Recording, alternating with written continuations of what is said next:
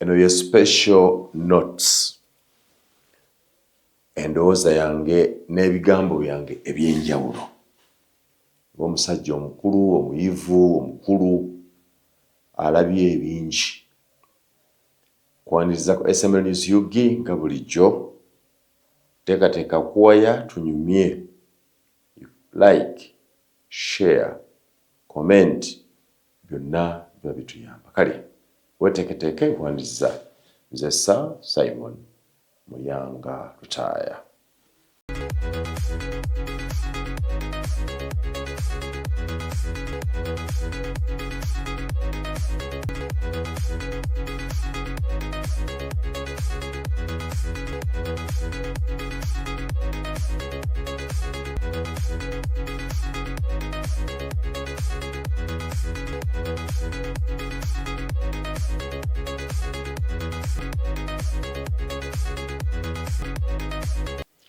Nkimanyi nti ebigambo bino bye ngenda okwogera biyinza okuba nga bya bulabe era biyinza okuba ne gye bintuusa. Naye nakugamba nti ekimu ku bintu bye tutateekwa kufiirwa ly'eddembe lyaffe ery'obwebange ery'okweyogerera. We must have the freedom to express ourselves at all times. Kubanga eggwanga lino lyaffe bassebo. Oluusi eggwanga lyaffe we litabanguka n'abantu abakoze ebibi ebivaako eggwanga okutabanguka tebakosebwa, ffe babikoleramu ne tukosebwa. Njagala kubuuza ekikwasizza Muwanga Kivumbi ne kikuumira Bobi Wine mu kwekweka ne kiteeka eggwanga lyaffe ku bunkenke okugaana n'abantu amu okwebaka ne tuba mu ggwanga buli omu atya munne kiki? Kubanga okulonda kw'omulundi guno obutafaanana kulonda kuli kulala tulondedde ku bunkenke naye ng'ate results ziraga nti ku kulonda kuno ke Kalumwami Museveni mwasinze okufuna obululu obungi era ng'enkuŋŋaana ze zonna across the country ziraga nti bannayuganda bongedde okumwagala. Now, our leaders must explain the relationship between abantu okuba nga bakwagala nnyo naye ng'ate gw'olaga nti obatya nnyo. Lwaki? I don't know. Bassebo ne bannyabo. President Museveni yawangudde akaluko obwa president with a majority of 71%, meaning that 71 Ugandans love Mr. Museveni. What is the political definition of the majority fearing a small minority? That's not even 50%. Why should Bobi Wine be in hiding, for God's sake? Why should his home be attacked? Why should Muwanga Kivumbi be imprisoned and picked up in a very dehumanizing manner? Tuteekwa okutula twetegereze nti obunkenke obuteereddwawo buleeta abantu abala okubuusabuusa result President Museveni ze yafunye. Yet twayogera okuva nga akalu kano katandika nti President Museveni is poised to win this election with 70%. I made that prediction in my recordings here. Because it appeared that the opposition had finally been weakened. We even said there was no candidate worth talking about in this election. All the other so-called opposition candidates were simply stooges. Twali bukalunga abantu alabikanga abagenda okumanya Mwami Museveni. I am only falling short of okubayita bannakatemba. Nga tekuli ali serious. For example, Mr. Mugisha Muntu yesimbyewo emirundi n'amanya bw'asula mu bannayuganda. We are waiting for what was new. Surely speaking, General Gregory Mugisha Muntu brought nothing new to this campaign. No wonder he performed like that. I believe he must be assessing his performance over the last 2-3 participations he has made. Which one is better and why? Or is he simply performing poorer in other election cycle? So is Mr. Mabirizi. What is in there? The only candidates that looked formidable were Mwami Nandala Mafabi, Robert Kyagulanyi Ssentamu, and Museveni himself. Along the way, Mr. Mafabi looked consistent with the message. But naye mumanyi abantu bawano batumanyi byetukola ekiro babyogera emisana. They know everything. Despite being highly educated, very qualified, an economist, accountant of repute, the public believes and strongly so that Mr. Nanda Mafabi works for Museveni. Akolera Museveni. Kino kyeyolekedderemu bantu beewaabwe embaale be twasula nti oba oli awo bagendaga nti nedda ono ewaffe tufa naye. The results exhibited differently. Nti n'abagisu baga this Nandala Mafabi we have muwozeemu is not the original one we had. Akolera Museveni. So there is no difference. And Mr. Mafabi performed dismally, poorly. Mukalukano. In fact, one would think that Nanda Mafabi is stronger than Patrick Oboy Amuriat. But in scores, Patrick Amuriat Oboy, in his participation in presidential elections, scored yafunibwa emitwalo 3 mu 3. Nandala Mafabi yafunibwa emitwalo 29. Wow, that's an embarrassment. His Excellency Bobi Wine abadde aleka nga yasinga okuba most formidable nga alina emikisa emingi. I said he had an election without a message. I've said that repeatedly and I have no regrets. Bobi Wine, Robert Kyagulanyi Ssentamu, the most promising person to succeed Yoweri Museveni, the most hyped person to defeat President Yoweri Museveni, perhaps the most prepared opposition person, one would have wished that everybody would rally behind to change government here. Because I can tell you, NRM or opposition, bonna tewali atayagala nkyukakyuka. Kino nkibabuulira, without mincing in my words. Abali ku ludda oluvuganya gavumenti n'abali munda mu gavumenti baagala enkyukakyuka. They want change. The difference is, abali munda mu gavumenti baagala enkyukakyuka naye bagitya. There is a strong wave of fear for change. There is a strong wave of fear for the unknown. People uncertain of what can happen if Mr. Museveni goes. And their fear is categorized into 2. Some people fear that Mr. Museveni, with his military force, may not accept opposing results. And that fear grows. Waliwo abatya. Naye Museveni bamuwangula akkiriza. Naye Museveni bamuwangula amagye gakkiriza. That is a very strong one and it grows every day. So, some people fear,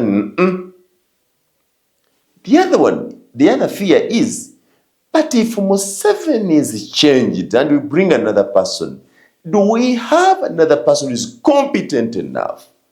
Another person who can handle this country, handle the civilian population, but also handle, I'm failing to use the word, tame our military. Some people think no civilian Bobi Wine, Nandala Mafabi, or any other can tame the military and manage to run a new government. But have I said, abali mu opposition, abali mu government, bagala change from 7 to any other person. But they simply explain and say they see no other competent person to let Museveni go. So they fear that Museveni will not accept change of government, or that no competent person other than Museveni can manage and handle the new government. That's the side of those with government. Abali ku opposition, there are very many people who are opposed to Museveni and his government, openly and discreetly. Banji sebo abantu abali opposed abagala government ene ekyuke mu bulungi oba mu bubi, banji nnyo. Era kikunyonyola lwaki abantu obukadde 10 10 million Ugandans chose not to participate in this election. Like, after all, even if we participate, can we manage? Is it possible? They have lost hope that a civilian can change government. That's one. Number two, abali mu opposition are simply erratic. Tebayina plan. They're misguided. They do not know how to start. They don't even know where to go. They simply say, Bobi, Bobi, Bobi, Bobi, Bobi, Bobi. What next after Bobi? If Bobi Wine won elections today, do they have any plan? Bamanyi ekiddako? Tebamanyi. But for them, boche baagala agende. Era bw'oba babuuze kwani, Bobi oyo mwana alina amagezi, Bobi musajja mugumu nnyo, Bobi kye yakola, protest vote, mwagala temwagala. Okay, in a protest vote, which also you fail to define and prepare, Bobi Wine wamala okuwangula kye kiddako. Budget of these idiots know nothing. Tebamanyi that they cannot explain. And I'm not talking about abawansi n'abali waggulu bemulozambu, their leaders in opposition. This club of MPs you voted, ask them. The people you wanted to vote, like the Nabosas who wanted to go to parliament, they don't know how parliament operates. Somebody does not even take time to study the operations of parliament, but he wants to go to parliament. God is good. The Nabosa failed this Mitiana thing here. Opposition lost Mitiana because of their thinking. Nabo benyini ng'abantu abali ku dovuganya government tebategeera kyakola, tebamanyi kyakola. Omuntu ategeera struggle yekka, I can confirm mu Uganda kati struggle ye Dr. Kiza Besigye ne Robert Kyagulanyi. Nabagamba nze nayogera ne Kyagulanyi, mubeere eyo ne muta emimwa ne mwogera n'ayasama nga tabitegeera. Abamu Kyagulanyi muwulire. I meet Kyagulanyi, I talk to Kyagulanyi myself. Bino bye mbagamba nabimubuuza namuga nti, do you think you are the most fitted person, most suitable person for this struggle? And I respect Mr. Kyagulanyi ku olwo. Omukyala gwe bayita Nosifa Nakato ye yantwala ewa Kyagulanyi kulo, yamperekera. But I have liberty to enter Mr. Kyagulanyi's home anytime because he's my matano uncle. But that day we are going to talk politics. I wanted to examine what we nyingira mu struggle ya Kojja tandiko gitambuliramu. Kojja na nnyonnyola. One of the things I remember that I can only say, yanga nti nange tebukyanga lunaku n'ensuubira n'endowooza nti ndibeera bwe nti, naye Mukama yannyambaza obuvunaanyizibwa n'eŋŋuma nenga nti I must lead others. Nakibagamba nti Bobi Wine, other than leading a people's struggle, talina kyeyegomba ku bintu mwe bemwogerako ebimaze mu bantu baffe amaanyi. Baagala ssente. People are going to parliament because they want jobs. People are going to parliament because they want jobs. People are going to parliament because balina emmotoka emiliyoni 2. naye omutima ogwa struggle nga gulumirwa muntu oli asula enjala atalina ddagala mu ddwaliro agoboka ku ttaka anyigirizibwa tebagulina. Not even bano bemulooza abaakagwa bemukaabiramu oyo yabadde munene nnyo oyo teyandigudde abantu beegundi oyo bandimulese. Tali ku kimuliko. Bobi Wine akiriko. Why do I say so? That Bobi Wine is a genuine person for the struggle. Because byonna bye twegomba Gaia abirina. How many countries has Bobi Wine traveled to? Mwama mundaba mufa wano, mwagala kutambula, nobeera mu kanisa, noyimba, nolenga simply because you are running after a visa. Njagala visa. Mukama leeta visa. Idiots. You are struggling for a visa to leave your motherland and go to a foreign land and be a slave of yourself. What type of people are these? Mubiyagala. Olowooza ne Bobi Wine yakalubira okufuna visa? Yakatambula mu mawanga ameka? Abamu bali kuno mugirano kuno ku mikutu mutuvuma. Fe passport tubala katabo. Wakajuza obutabo bumeka? Oyina passport. These idiots. Oyina passport wagifuna. Terimu na sitampu tofuluma ngowadde okuva ebutambala okutuuka ebusoga. You have a passport edagye kutwala. Naawe nodda wano noyasaba nova. Akatabo ka Bobi Wine ayinza okuba nga ndowooza yakajuza obutabo 3. Naawe weekeri wakajuza obutabo bumeka? Oba kokoyina akamu kalimu sitampu meka eziraga nti ogenze ebweru. Exit, entry, and exit into another country. So Bobi Wine, ebyo byemwagala ebibatwala ne muleekaana abirina, can get a visa easily. Bobi Wine has a palatial residence. Bobi Wine has a beautiful wife. Nobody contests that. Competition.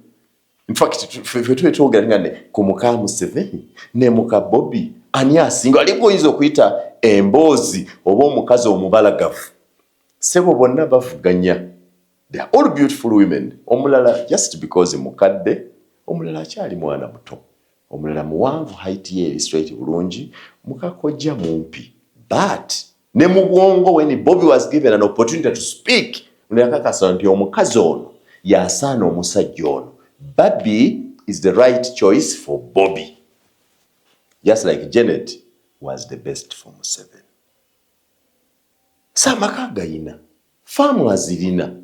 Mugaga gayina beach. Asobola okulya obulamu. I believe that Bobi Wine can spend a minimum of 2 million shillings per day just from his own welfare and survive. But he says, the 2 million I can spend and live a good life, send my children abroad, is not enough when 1 million Ugandans or 500,000 Ugandans are going without food, are going without medicine, are not able to sleep well. They have poor housing. She has a genuine struggle. So, njogera ku bakandidate abali mu kalulu kano. Bobi Wine was formidable. But despite all of that, he had a campaign without a message. Mujja kikiriza oba temujja kukikiriza. Go sit and review your manifesto. Compare Mr. Museveni's campaign, Nandula Mafabi's campaign, and Bobi Wine. Bobi Wine teyalina kyatugamba. Ulira. Muvume, mwasame, muyombe. But that's the truth. Bobi Wine kuruno, ng'abaana banupwe, teyalina kyatugamba.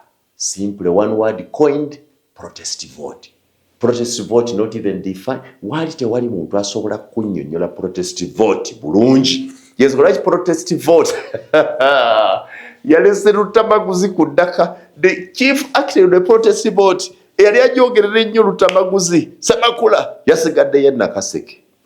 Because yali ayogera ku protest vote, abalonzi be gye batategera baganya ogigula.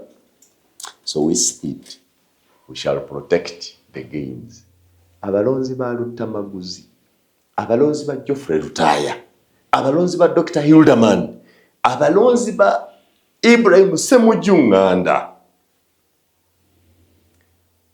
baganye protest. He said, Despite ebizibu bwe tulina, we have some gains protect. So they protect gains.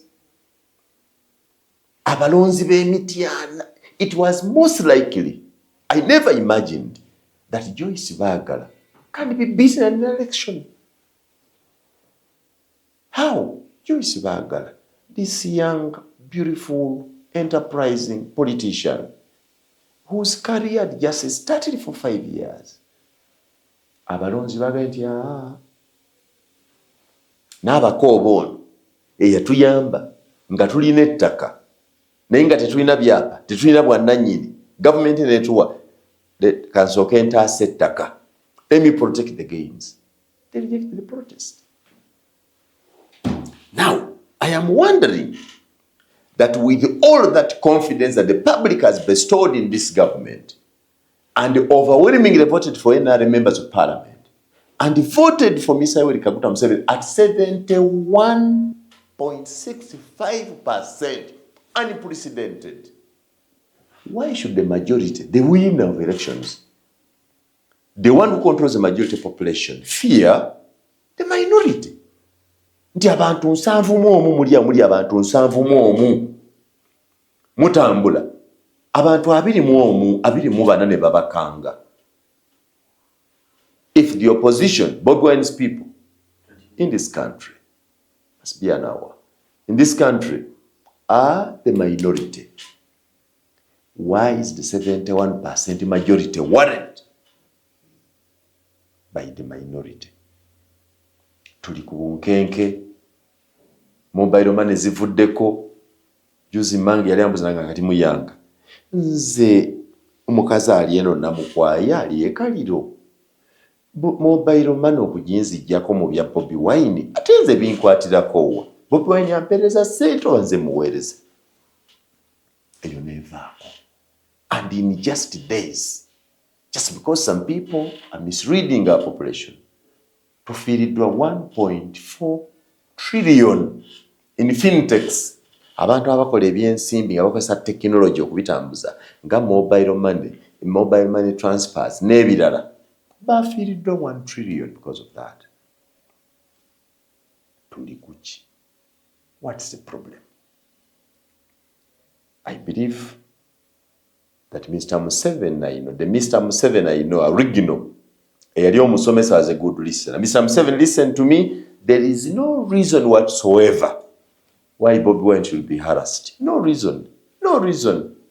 Tewali nsonga lwaki Bobi Wine alira ku nsiko.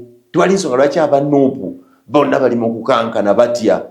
Wabawangudde. If Bobi Wine is an enemy, you have subdued him. Set him free. Muleke Bobi Wine atambule. Kubanga mujjanga nti Bobi Wine ye yennyini yasalawo okudduka, tewali yamutiisatiisa. Twalooza nti Bobi Wine kasajja katiitizi, kadduse keekwese, tewali akayigga. Kuseneka nti abasajja bayingidde mu nnyumba yange bamenye enzigi. The statements that have followed from government spokespersons, including my very good friend, General Moskaine Rugaba, bimaze okwekizonolatinga Bobi Wine okulaga nti he's a wanted man. Before that, we didn't know. We thought Bobi Wine would be allowed. Agenda alonde, adde magere. Bamukuba akalulu, yeba kotulu n'abaana be. We thought nobody knew Bobi Wine was wanted. Now it is evident that Bobi Wine is a wanted man because his 3 deputy presidents are either missing. Some people say detention, others say missing. But surely when you go missing in Uganda, we know where you are. You are in detention. We may not know the location, but we simply know you are in military detention. Why should that be, Mr. President? Mr. President, you have lived with the most fierce of these opponents, who was Dr. Besigye, who even made public attempts to riot. The walk-to-work protest will never leave Uganda, the minds of those of us who are fought and above. We saw, we feared, we anticipated the collapse of government. Those of us who were there in opposition supported. We knew that we are going to win Mr. Museveni. I actually expect to be the Inspector General of Government in Dr. Besigye's government because what he was doing was more fierce. This Muganda one is a coward. But if you handled a Muchiga, a Muhororo, who looked most fierce and formidable, this Muganda coward here should not give you a headache, Mr. President. General Muhoozi Kainerugaba, my brother, leave this Bobi Wine to move freely. Bobi Wine, this Muganda here with these people, Abenkwe, these hypocrites around him, cannot cause any mayhem. I can confirm that. Bobi Wine has no intentions of causing any harm. He only wants to make noise and the anger provoke Ugandans into action, which action he cannot control, but you can control. He can continue with his wishful thinking. But I believe and I beg this country, I beg you people, let Bobi Wine free. Let them Wanga Chifumbis be handled in a civil manner. Set them free. Let the Eddie Mutwes and others who are in prisons for political reasons be set free, because I know for sure that if Mr. Museveni's capacity that we hype and talk about is actually existent, they pose no threat. These are just maze makers whose only weapon is the mouth. You stop these opposition people. We have instructed the media not to broadcast weekly press conferences. Gamba bannamawulire nga nti emikutu gy'amawulire tekyali akkirizibwa kuteeka bintu ku radio oba ku TV buyabadde mu press conference y'ekibiina ky'opposition mu Uganda so ze bakola. There will be no opposition here. Maybe in the minds of some people. Bakola ki? Era bwe singa mwamulese bwe muleka n'atambula ky'asobola okukola kwe kuyita press conference wali ku ofiisi ye. Tokyaliwo. Veera nga protest tugenda kutambula. Tebinnagwa byawedde dda. Nze nkubuulira mwe mwesiruwaze muli mu kwesiruwaza ninga ekirufu mukimanyi nti byawedde dda. Kati ebikola gavumenti byekola ogamba nti waliwo abantu abafa kuba bwe batuggyako internet social media nebanga teriiko batulimba kati batugamba ebintu bingi. Abantu 10 bafa e Butambala. Mukimanyi bannange abantu bali mu kufaamu mu kimugunyu, abantu bali mu kubabuzaawo mu kimugunyu. Olw'okuba we can't communicate, you can't call anyone, no, you can't communicate and verify. So abantu balowooza nti mu kimpowooze bukyakalukaggwa waliwo abantu abattibwa, waliwo abantu ababuzibwawo. True or false, we have no way to prove. What is this wonking about? No. Mr. Museveni is known and respected because he gave us freedom. Ekyo n'omwana omuto n'omuwutta akyogera, Museveni yatuwa emirembe, Museveni yatuwa emirembe. Museveni yatuwa emirembe gijja kutugasa nga ffenna tugirina.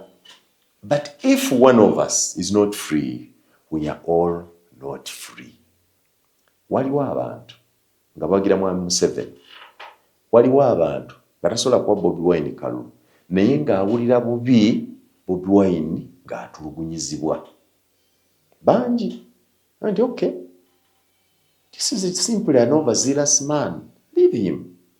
Set him free.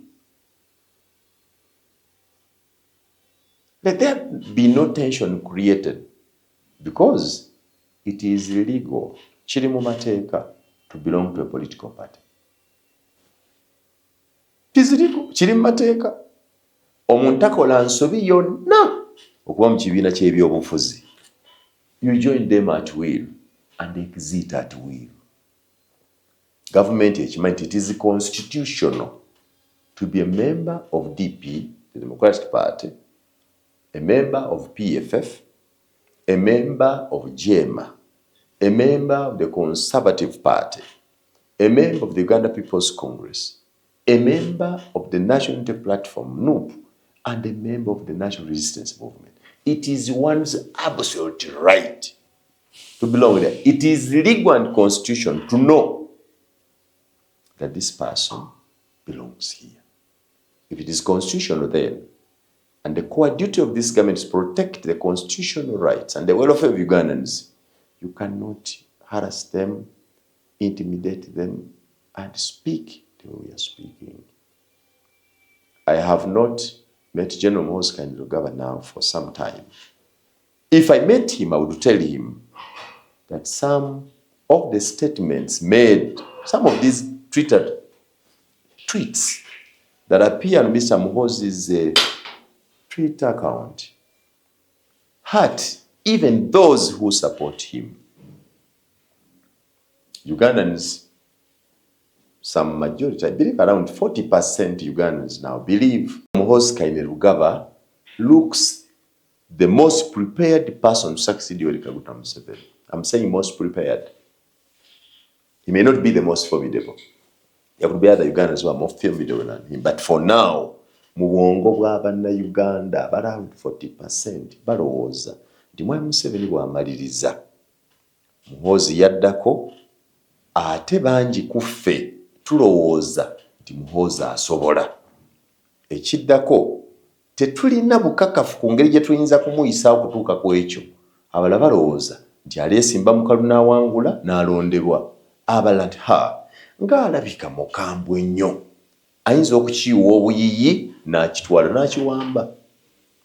A village told me namulesa ye and Jinja nti katusuubire nti Muhoozi w'oyo taliwamba baaba we, kuba omusoga kati nabona kutaba muto twabona ekyali e Congo. Joseph Kabila, the son, ngawambira tawe Laurent Kabila e Congo. So there are even those people who have those sentiments because people don't fear to talk. But when you are there with them, either kumalwa or muhotel, they say, Musada mukambwe taliwamba baba we. Will Muhoozi never overthrow his own father? I think Mr. Muhoozi is also aware of those sentiments. That's why he keeps praising his father. He keeps showing us that the best person he respects in this country is his father, is his role model. He respects and praises some Museveni's military skills, his wisdom, undoubtedly one of the most wise Ugandans we have had in this country. He keeps saying that to build confidence in us. I believe, or as an analyst, that the intention of those statements of praising my father and not calling him commander or president is deliberate. The choice of words is deliberate. Muhoozi has liberty to say the president, the commander-in-chief, something, but he keeps saying my father. True, is his biological father.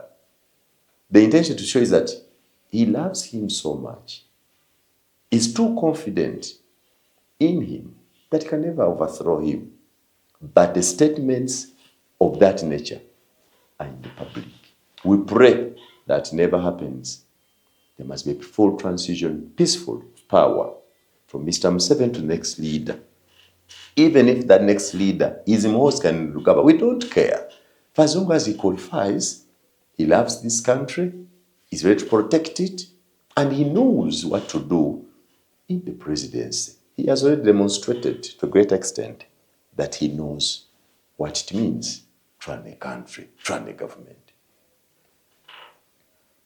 So, bwe tubanga government eno yesinza amaanyi, yalokola President Yoweri Kaguta Museveni to intervene, let Bobi Wine free.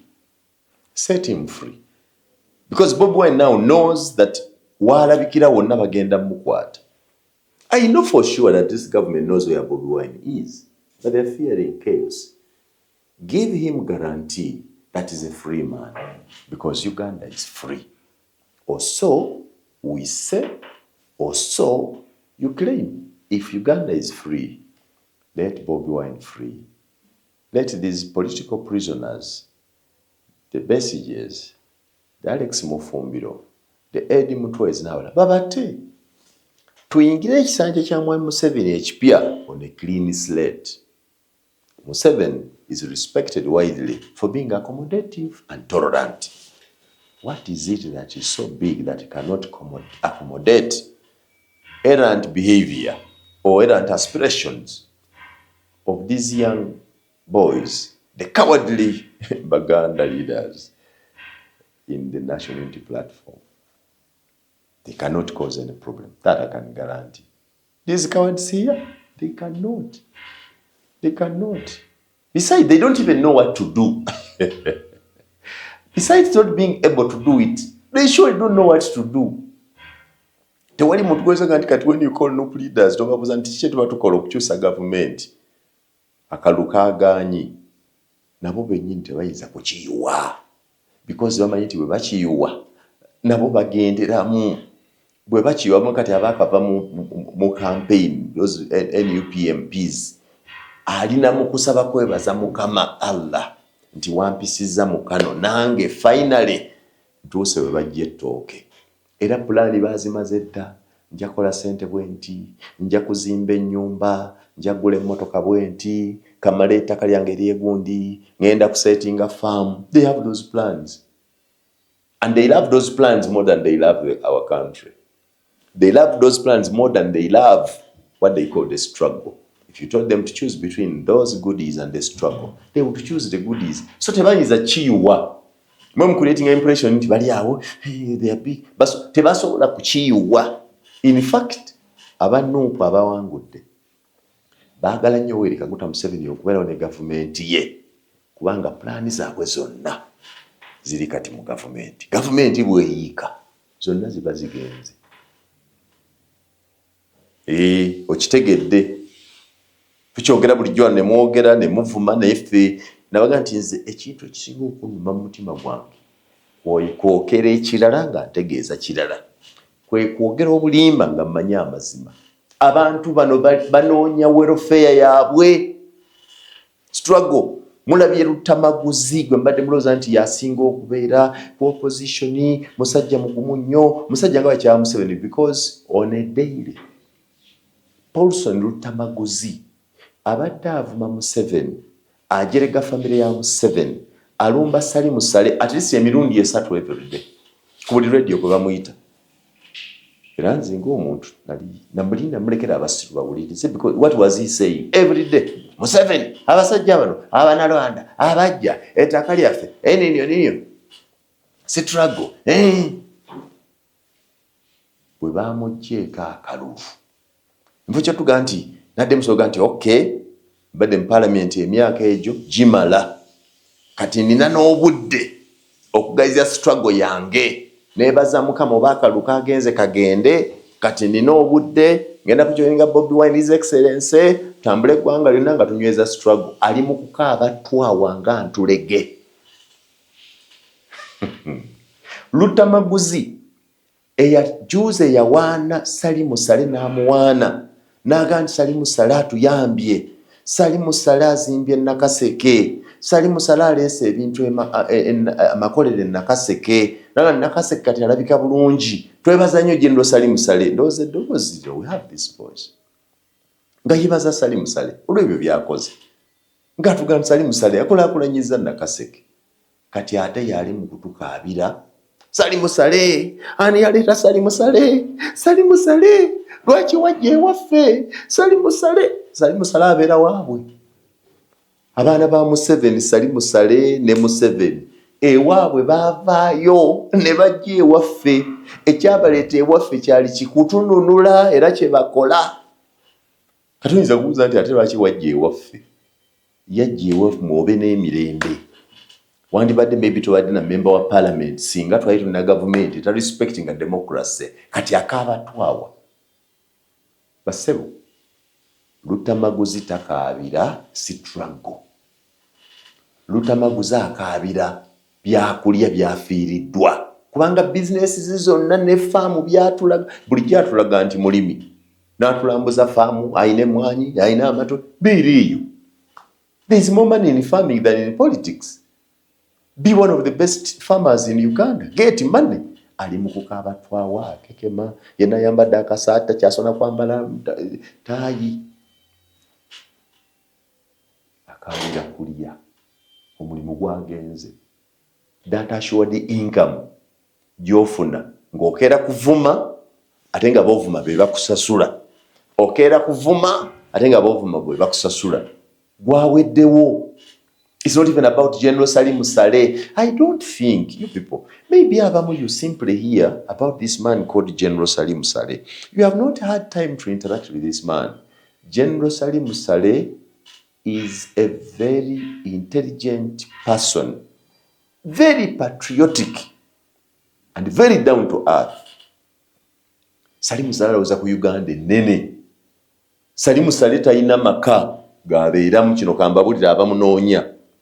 Era bw'onoonya Salim Saleh oteekwa okubuuza ali luddawa, ali ggulu, ali kapeeka, ali galuga, agenda akuba enkambu mu bifo eby'enjawulo. And you know what he does there? Kusiiba nga ayamba ku muganda we okuddukanya gavumenti, studying economy, akola research, asoma. General Salim Saleh has written a book about the land issue, the land question in Uganda, that anybody who means well for this country, whether opposition or ruling government, would want to read. Because the land problem remains one of our biggest. It's one of our biggest problems that we have not sorted. And why haven't we sorted it? Because we think wrongly about it. We are told that tulowooza nti waliwo abantu abalina ettaka nga baalibba ku lwa bannaabwe. Naye nga naabo balowooza nti balina ettaka. In actual sense, if you follow, they have no land. Tulina ettaka erowooza nti ettaka lino ttaka ly'Abaganda. Kati nga wano mu Kampala, the people who own land in Kampala are not the Baganda. You need to investigate. Land is in the hands of other people. So, you must take time to understand. Kugamba nti ategeera struggle eno yokka. Kati saawa eno struggle ya Uganda empya gye boogerako. Bobi Wine gy'ayogerako ye Bobi Wine yennyini. Abo bonna boolaba enkwezenge abamwetoolodde tebagitegeera. Bo struggle wadde baagala. Struggle yafuna masannyalaze ga Bobi gampanguza obwemupi lutamaguza akaayo. Mba mulina amagezi kati mutegedde. Kubanga buli tubadde tubagamba nga mutuvuma nalina lutamaguzi ku TV ng'akola gwa kuvuma. Kunjerega kunvuma nze muyanga lutaya talina mulimu mu gavumenti atafuna any government any payment from government nga ngamba mbunze tukolera kulya olubuto lwatukyusa nze nkola nabali abajambula nkola ne ba dictator twewaayo ffe tuliyo olukwe mu bantu baffe tugende tukolere dictator nga ye afuna miliyoni 5 buli mwezi okuva ewa dictator ng'omusaala. Nze muyanga sijjanga ewa data era sisuubira. Kimmanyi nti I have to work for myself. The only thing I want from this government is an enabling environment to work. Can I work? That's all I want from this government. Nothing else. Not a government job, not their money, not anything. Nti nkeera ndowooza nti government empa omulimu mu civil service. They can be a teacher because in a degree education. I'm a mass communicator. I can do consultancy with the government, maybe to improve its communication, a consultancy. But as an individual, who am I? One thing I want from government is an enabling environment. Nsobola okukolera mu government eno. Nsobola okusuubula mu Uganda. The answer is no. Sisobola kusuubula nga loans. The cost of doing business is very high. The cost of credit, okufuna loan eye miliyoni 4 bakuwa miliyoni 3.7 ng'essatu bazitutte.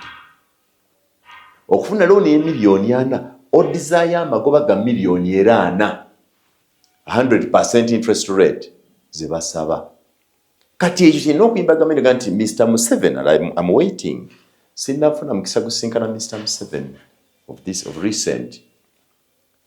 When I get an opportunity to meet him, ensonga zange ziri ezi. Biri, cost of doing business, cost of credit.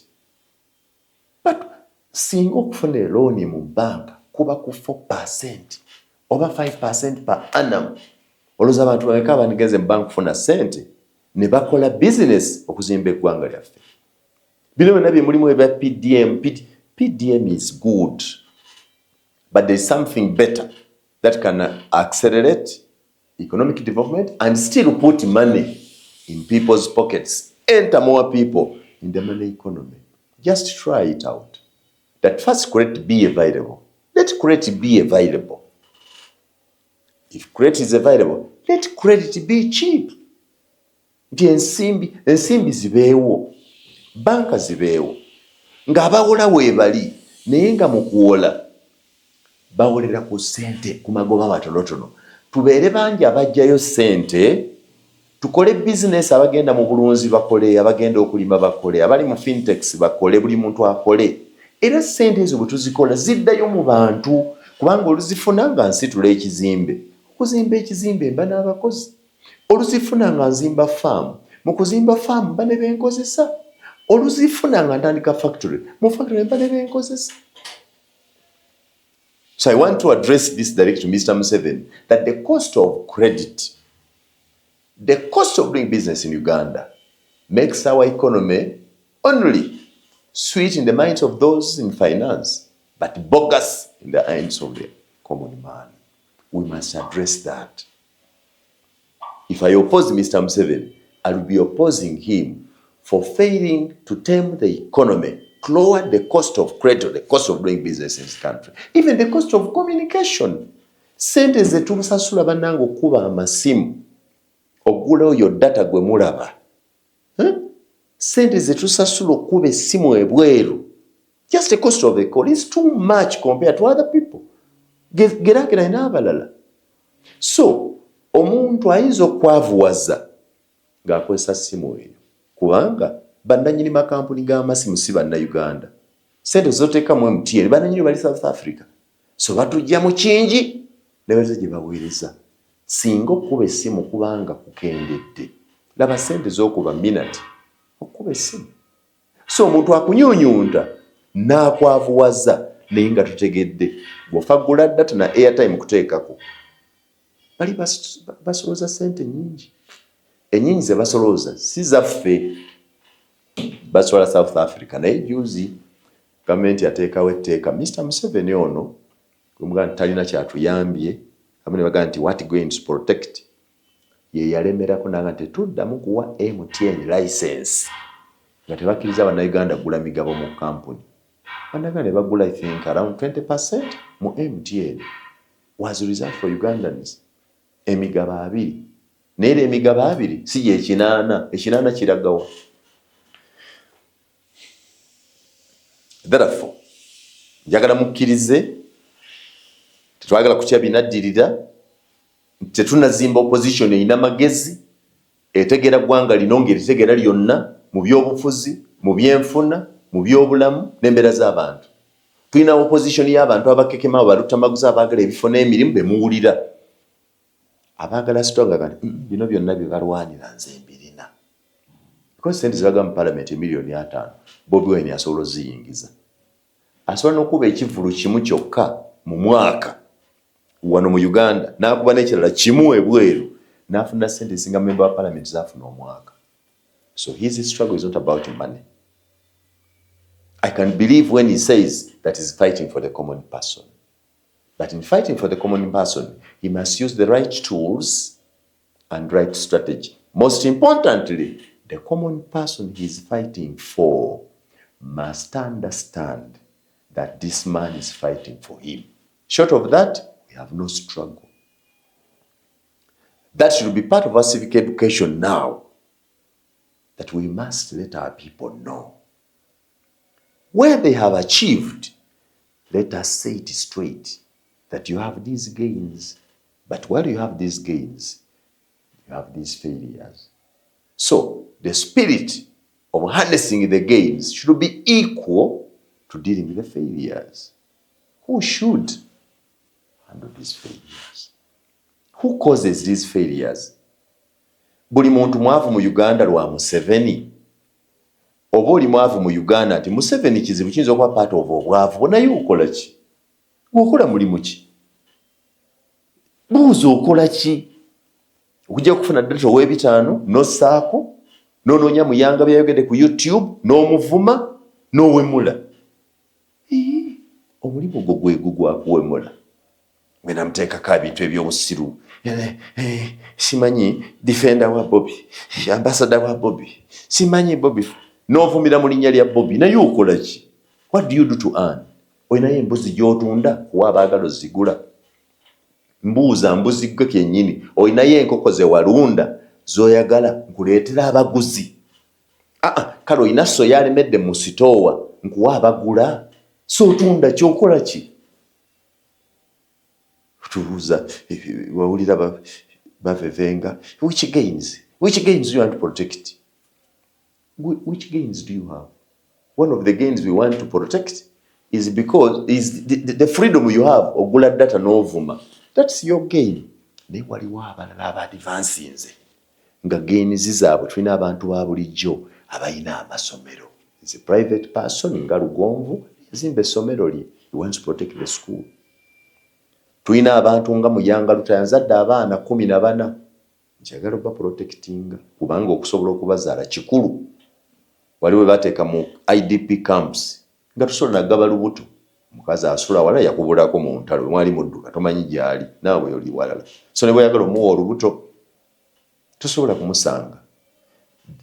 Okubanga nsobola okulaba mukazi wange buli kiro ne mukola olubuto nezaala abaana 14 is again. Waliwo abatasobola kuzaala olw'embeera mwe bali.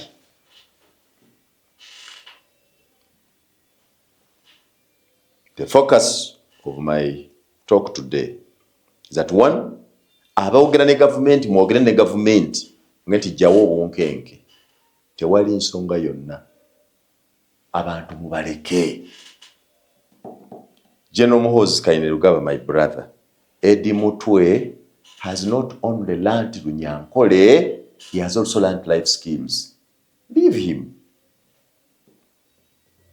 Dr. Besigye was a formidable force in Uganda. He will never be again. We will never have a Besigye of 2006. No. It's done. Leave him free. Let him go to his home. Monitor him. You have security. Keep around him. But some people, those who love us, who love this government, even those who love this government, do not love the kind of wonky and actions that are going on, but they cannot speak. So in protecting the gains, let us also protect their rights to a free country. When you say Uganda is free, then it must be free for everyone. It must be free for all of us. If Uganda is free for only a few privileged and well-to-do people, then it is not free. That can never be defined by anybody, any politician or Democrat, as freedom. We must be free. The way we are doing things, the high-handedness we see with the military and our statutory organs is uncalled for. Keep our country peaceful, keep our country civil. By civil, I mean, I have read a tweet this morning nga General Muhoozi Kainerugaba ayogera ku ka Bobi nga bw'akayita. N'agamba nti ka Bobi bwe kanaalabika kajja kukwatibwa. Naye ekisinga obukulu ka Bobi tekagenda kuddamu kukkirizibwa kwetaba mu byabufuzi byonna ebyakalwa mu ggwanga. I read that tweet because I follow General Muhoozi closely. Bw'amaze okuwandiika, Salamu Musumba Proscovia gwe mmanyi owa FDC awandiise n'abuuza nti ddala gwe muntu eyatendekebwa mu Sandhurst. Really? Salamu Musumba wrote down there in the comment nti Sandhurst trend? Really? Ngaga nti ono ye Muhoozi eyasoma amagye n'atendekebwa mu ssomero erisinga okuba ery'ekitiibwa mu by'amagye n'ebyokwera mu nsi yonna. The impression is that byawandiise tebimufaanana. Salam Musumba can write that openly because he's a known opposition. But even among the known loyalists, there are people who think like that. We do not want their numbers to grow. They will become a threat because one time you'll find them on the other side. We must, Fenanga Banda Uganda, we must make a call, an open one and a genuine one for peace and freedom. Abantu bafe free. Kubanga mu ggwanga muno temukyali akulwanirira oba teweerwaniridde. Nabalaba wano juzi simanyi, I don't know. I think oba nina DNA enfu. Bannange nze saagala kukola kintu kya bulimba nga mmanyi ekituufu. Saagala kwefuula kyesiri. Waliwo abantu balowooza nti nina emmotoka nnene, nvuga V8.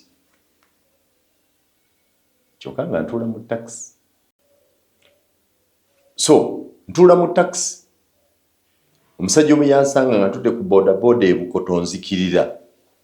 Yali mu mmotoka, avuga, yali munankole Satanali. Ayi! Naawe otuswaza va ku boda. Stupid. Nva ku boda nga nsobola emmotoka. Bwe mba sisobola mmotoka mbeera ku boda. That's me.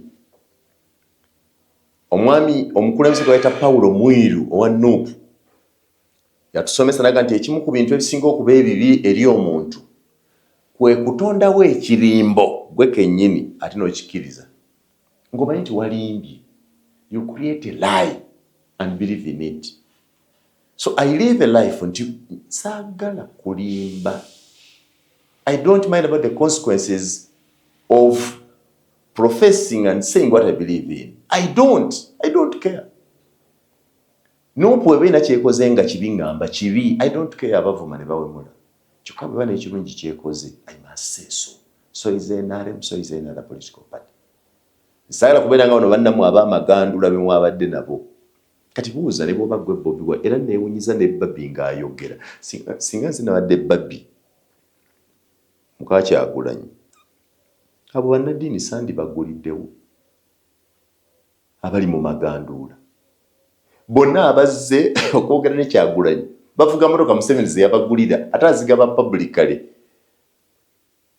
Inter-Religious Council of Uganda. Mbuulira ku bagenze wa Kyagulanyi ba Inter-Religious Council ne bw'aba Bishop Kazimba ne banne atalina mmotoka ya Museveni gye yamugulira kwabo yaani. So kati babadde bagenze okunakuwalirako Kyagulanyi oba okunakuwalirako Babi olw'okubanga bali mu mbeera eyo nga bamanyi nti abatuusiza mu mbeera eyo ye gavumenti gye bawagira yabagulira emmotoka. Absolute nonsense. I can never go to those levels. I can never.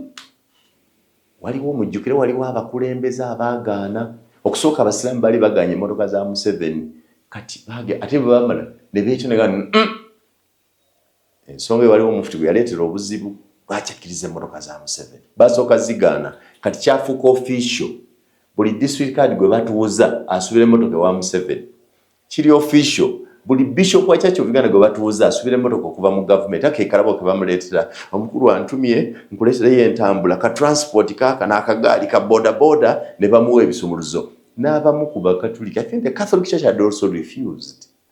Later they accepted. Kati ng'ongamba nti abo bavuze emmotoka Museveni ze yabagulira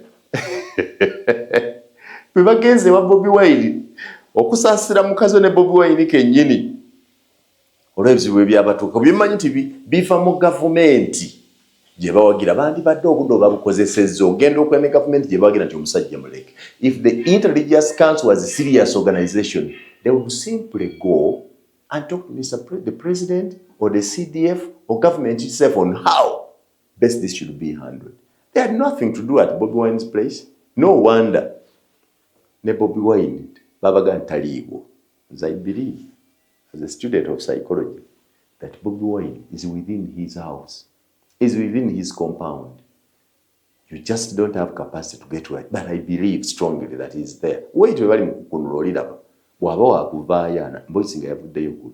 Bobi Wine is within his house. Aba Inter-Religious Council of Uganda was abasuubira nti bajja balaga. Ne bannaddiini mwagwamu kuba muli balimba. Mumbulire. Muvuma mumbulire ani kubagenda talina mmotoka president gye yamugulira. Alibaga nti president yakuweereza. President Yoweri Kaguta Museveni yakuweereza. Twabula bamukulaliza NRM bonneza president nga bamusabira emikisa n'okkoola Katonda mukuuma amuwangaza agire nga atufuga. Ano nga nti gwe olina kyono ne wa Bobi Wine ogenze kumunakuwalirako. Tusooke tuwige mu ggwanga lyaffe okwogera amazima. Oba oli mu NRM, oba oli mu FDC, oba oli mu opposition. Be honest. Oba oli mu naddiini. Let's be honest. Tera bannaddiini abo bagenda n'amagando. Mulina Archbishop wange Kazimba Mugalu. Boogere ne mwami Museveni. Nti obunkenke buno buveewo. Boogere ne president. Tumanyi bano abaana bakunyiiza. They provoke you. But as a parent, judge. Not just a father, judge. Be kind to them and handle them humanly. That will solve our problem. Na hivyo kugenda Bobi Wine. Maybe, Bobi. Maybe. Buli omu ajja mu maka bamuggulira omulungi n'omubi. N'abalogo bulijjo bajja mu maka agaffe ne tuggula. But there was no reason. Abo si batuufu. Anyway.